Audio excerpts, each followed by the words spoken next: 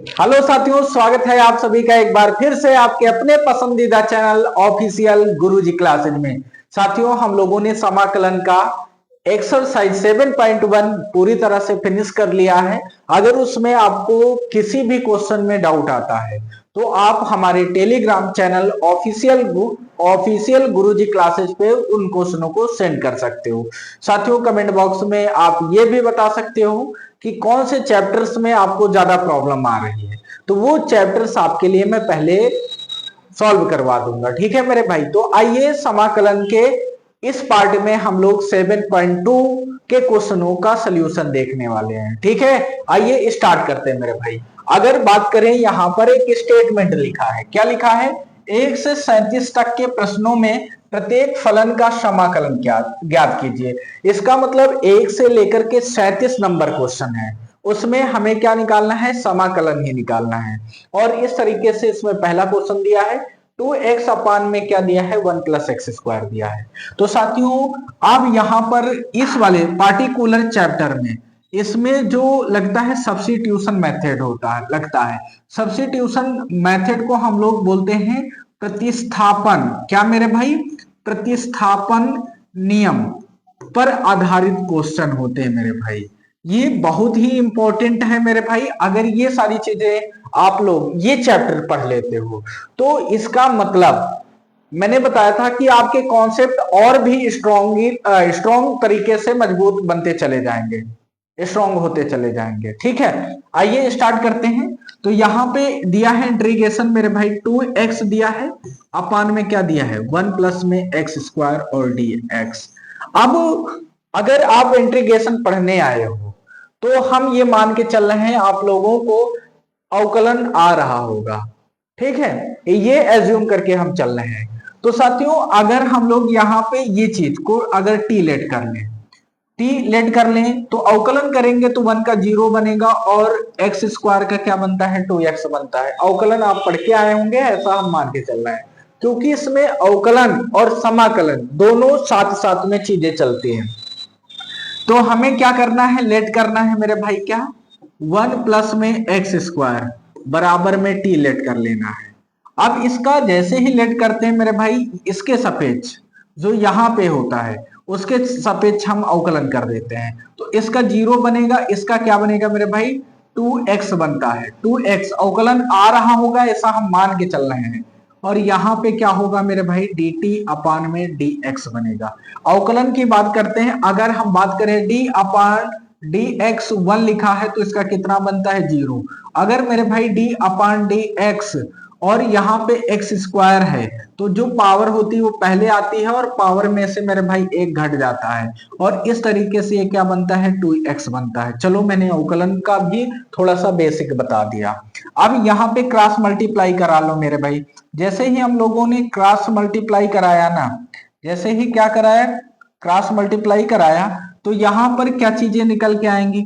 तो यहाँ पे मेरे भाई dx अपना हो जाएगा, बराबर में क्या होगा? dt अपान में कितना? 2x।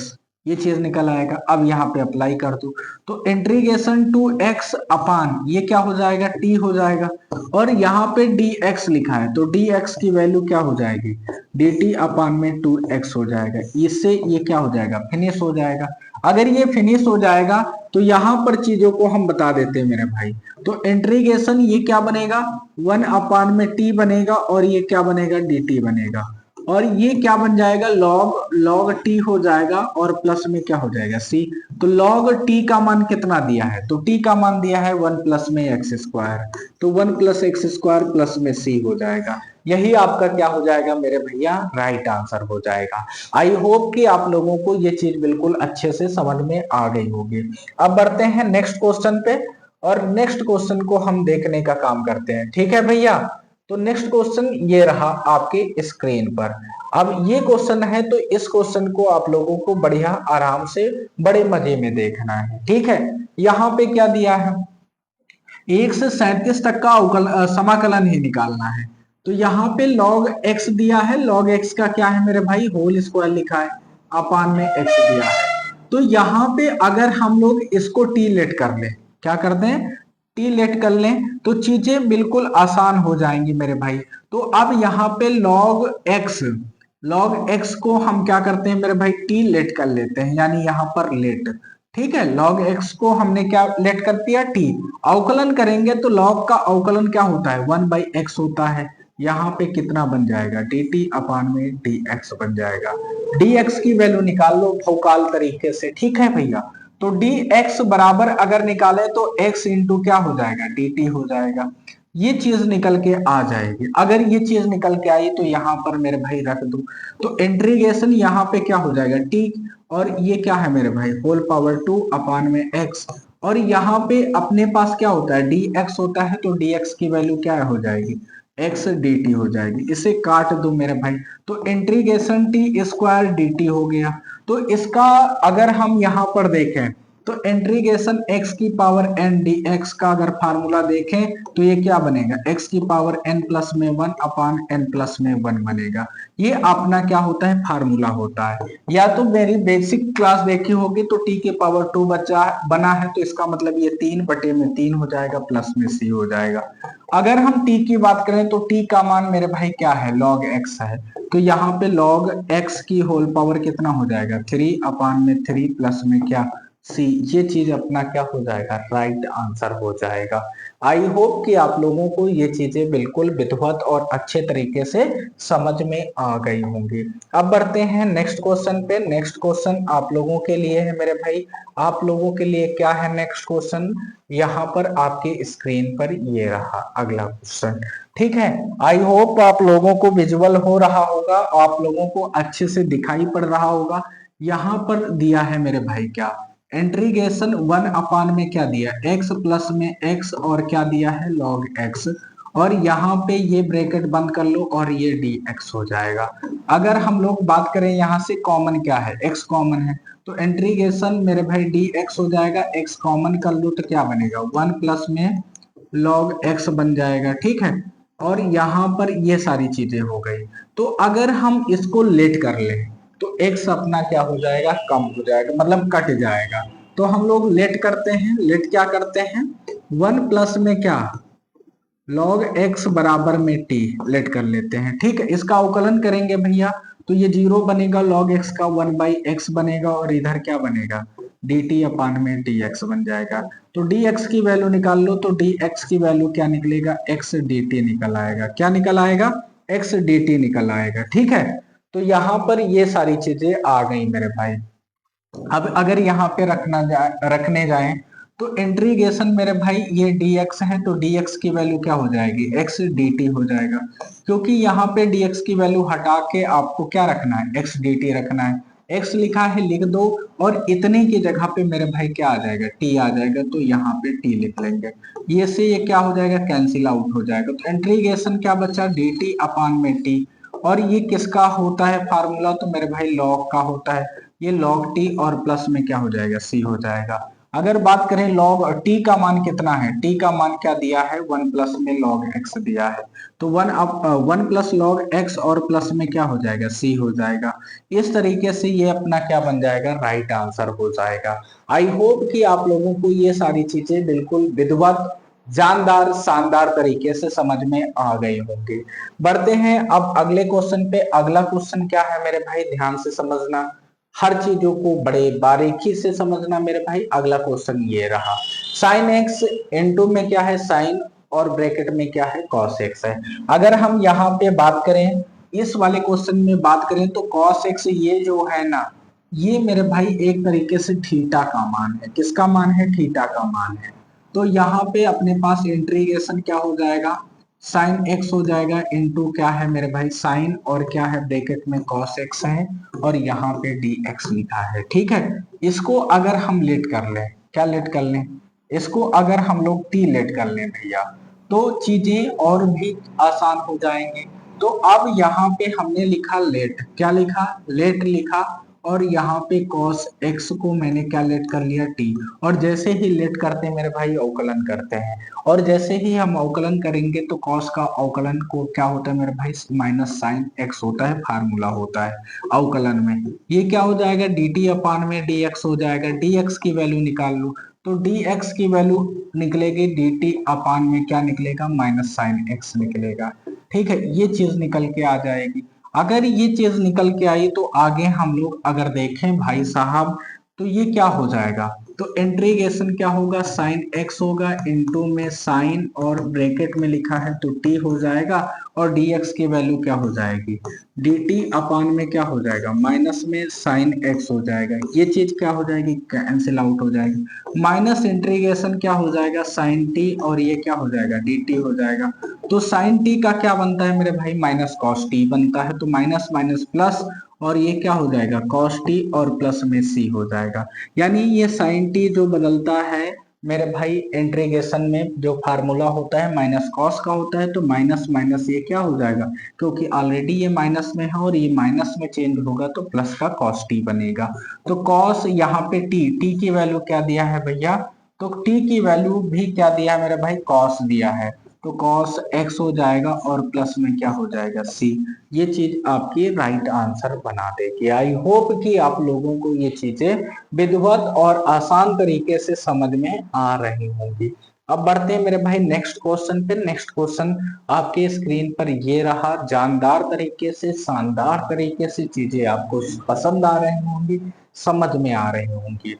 अगर हम बात करते हैं इस क्वेश्चन की, तो अब यहाँ पे साइन क्या दिया है मेरे भाई, ए एक्स दिया है, प्लस में क्या दिया है, बी दिया है, फिर क्या दिया है, इंटू में कॉस दिया है, और क्या दिया है, ए एक्स प्लस में बी दिया है।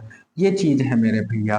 तो यहाँ पर आपको क्या सोचना है, तो मेरे भाई एक चीज बताना, आप लोग इससे पहले पढ़ लिख लिए हो, तो मेरे भाई अगर कहीं पे टू साइन एक्स इंटू में कॉस एक्स लिखा होता है तो ये किसका फार्मूला होता है, साइन टू एक्स का होता है। किसका होता है, साइन टू एक्स का फार्मूला होता है, साइन टू एक्स का फार्मूला होता है। ठीक है, तो इसका मतलब ये थीटा आपका क्या है, सेम है। अगर थीटा सेम है तो आप बताएं, अगर हम लोग यहाँ से 2 से गुणा और 2 से भाग कर दें तो चीजें आपके लिए बिल्कुल आसान हो जाएंगी। तो टू साइन मेरे भाई यहाँ पर क्या हो जाएगा, ए एक्स प्लस में क्या हो जाएगा, बी, मैंने ये लिख लिया। कॉस क्या लिखा है, ए एक्स प्लस में बी, और यहाँ पे ये सारी चीजें, और डिवाइडेड बाय मैंने क्या कर लिया है, 2 कर लिया है, 2 से गुणा 2 से भाग कर लिया है। तो मेरे भाई अगर ये यहाँ पे अगर हम लोग इसको लिखें तो 1/2 मैंने बाहर लिख लिया है, और यहाँ पे इंटीग्रेशन का साइन लगा दिया है। टू साइन क्या हो जाएगा, एक बात बताना मेरे भाई, ए एक्स प्लस में बी हो जाएगा। कॉस ये क्या बनेगा, ए एक्स प्लस में बी हो जाएगा, ये सारी चीजें, और ये dx हो जाएगा। ठीक है, अगर हम लोग इस पर आए तो 1/2 तो बाहर रहेगा, ये फार्मूला आपका साइन टू एक्स में चेंज हो जाएगा, यानी साइन टू, और ये क्या हो जाएगा मेरे भाई, ए एक्स प्लस में बी बन जाएगा, और ये dx हो जाएगा। ठीक है, ये सारी चीजें यहाँ पर निकल के आ जाएंगी। अगर हम बात करें तो ये चीज, ये टोटल अगर मेरे भाई t के बराबर लेट कर लें तो चीजें आपके लिए और भी आसान हो जाएंगी। ठीक है, तो मैंने मान लिया है टू मेरे भाई ए एक्स प्लस में बी बराबर में कितना, टी लेट कर लिया है। अवकलन करते हैं तो इसका मतलब ये तो टू तो पहले से ही था। ठीक है, टू, और यहां से अगर हम करें तो इसका क्या बनेगा, ए बनेगा, एक्स का 1 बनता है अवकलन, प्लस में 0 बन जाएगा, और इधर क्या हो जाएगा, डी टी अपान में डी एक्स बन जाएगा। ठीक है, तो यहाँ पे अपना क्या आ जाएगा, 2a आ जाएगा। कितना आ जाएगा, यानी 2a बराबर में क्या हो जाएगा, dt अपान में dx हो जाएगा। तो dx की वैल्यू निकालें तो dx की वैल्यू क्या निकलेगा, dt अपान में 2a निकल आएगा। ठीक है, अब यहाँ पर लेट कर दो भैया, तो यहाँ पर अगर लेट कर दें तो हाफ बनेगा इंटीग्रेशन, और ये क्या हो जाएगा, साइन लिखा है, साइन लिख देंगे, इतनी की वैल्यू मेरे भाई t हो जाएगी, और dx की वैल्यू क्या हो जाएगी, dt अपान में कितना हो जाएगा, 2a हो जाएगा। यानी अगर इसका गुणा कराते तो 1 अपान 2 दूनी कितना, 4a, और साइन किस में बदलता है, तो मेरे भाई आप सभी जानते हो माइनस कॉस t में चेंज होता है, और प्लस में क्या हो जाएगा, c। तो यहाँ पर आप चीजों को बताना भाई साहब कि ये t की वैल्यू क्या आती है, तो t की वैल्यू 1/4, और मेरे भाई ये लगा है माइनस कॉस, तो माइनस कॉस लिखा, तो यहाँ पे टी, और टी की वैल्यू आप लोग चेक कर सकते हो क्या दिया है मेरे भाई, तो ये आपका दिया है। तो यहाँ पर क्या हो जाएगा, टू हो जाएगा, ब्रैकेट में क्या होगा ए एक्स प्लस में बी, और ये क्या हो जाएगा मेरे भाई, ब्रैकेट बंद और प्लस में सी। यही आपका क्या बनेगा, राइट आंसर बनेगा। मजा आ रही हो तो बहुत अच्छी बात है, बहुत बढ़िया बात है, ठीक है। ना मजा आ रही हो तो कोई दिक्कत वाली बात नहीं है, वीडियो को आप दोबारा रिपीट करके चेक कर सकते हो, देख सकते हो, ठीक है भैया।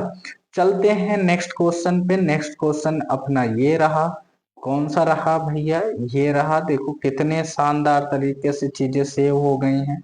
अगले क्वेश्चन पे बढ़ जाते हैं। तो अगला क्वेश्चन आपके स्क्रीन पर ये रहा, ठीक है। ये क्वेश्चन है भाई साहब, ये क्वेश्चन है बिल्कुल हलवा है, बिल्कुल आराम से करना है, दिक्कत बिल्कुल नहीं है मेरे भाई। अगर आप लोग बताना इंटीग्रेशन, अगर यहाँ पे x दिया होता, dx दिया होता तो आसानी से समाकलन कर लेते आप।